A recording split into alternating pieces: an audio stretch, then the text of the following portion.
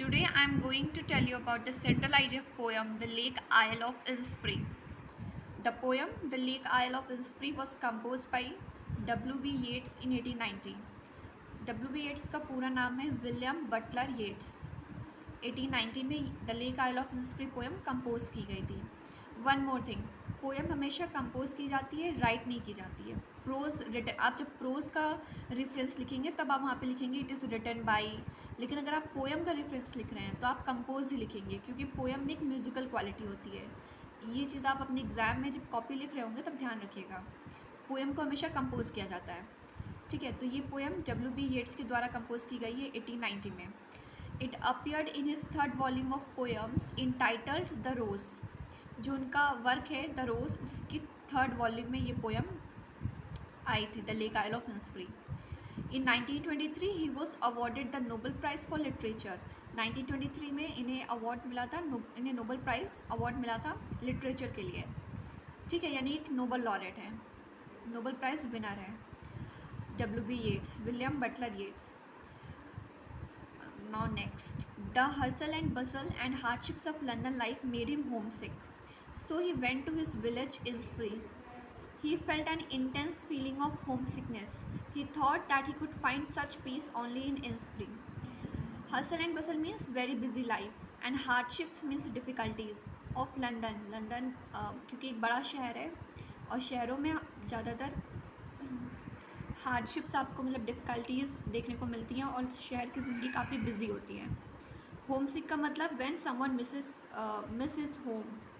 ठीक है, जब कोई अपने घर को बहुत याद करता है और उसे याद करके दुखी हो जाता है, that is called home sick.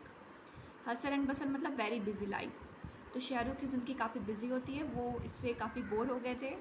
No, शहर में आप अगर एक फ्लैट में तो आप you are packed on that, आप उससे बाहर नहीं जा सकते. बाहर भी जाएंगे तो ट्रैफिक, रोड, यानी कि सब आपको हर जगह लोगों की आवाज़, चहल पहल, काफ़ी बिजी लाइफ होती है. तो जो W.B. येट्स हैं वो इससे काफ़ी परेशान थे. So he went to his village Innisfree. वो अपने विलेज इन्निसफ्री गए. उनका जो गांव है उसका नाम इन्निसफ्री है. ठीक है, ये प्लेस है, गांव है, क्योंकि वो घर में रह रह के बोर हो गए थे. ठीक है, वो शहर की ज़िंदगी पसंद नहीं कर रहे थे. उन्हें लग रहा था कि उन्हें शांति इन्निसफ्री में मिलेगी, क्योंकि गाँव में शांति होती है. गाँव में आपको इतना, गाँव में इतनी लाइफ बिजी नहीं होती है, वहाँ का एक अलग ही पीस है. नेक्स्ट, जब उन्होंने डिसाइड किया कि अब वो इन्निसफ्री जाएंगे, अपने गांव में रहेंगे, उसके बाद उन्होंने पोएम में क्या बताया वो है, there I shall build a small cottage of twigs plastered with clay. Twigs का मतलब टहनियाँ. तो वो क्ले यानी मिट्टी से और ये पत्तियों से, टहनियों से एक छोटा सा कॉटेज, छोटी झोपड़ी बनाएंगे, उसमें वो रहेंगे. I shall also have a 9 rows of bean plants before my cottage. ठीक है, वो ये याद रखना, 9 rows of bean plants before my cottage. वो जो बीन का प्लांट होता है उससे अपने झोपड़ी, कॉटेज के सामने प्लांट करेंगे.